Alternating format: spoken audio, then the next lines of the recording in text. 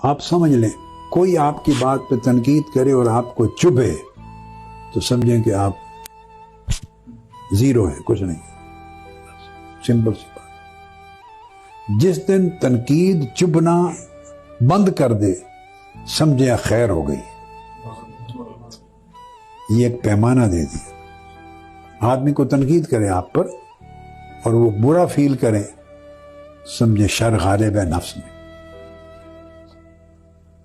क्यों बुरा फील किया है? कि नफ्स समझता है कि तुम्हारे ऊपर तनकीद हो ही नहीं सकती, तभी बुरा लगता है ना।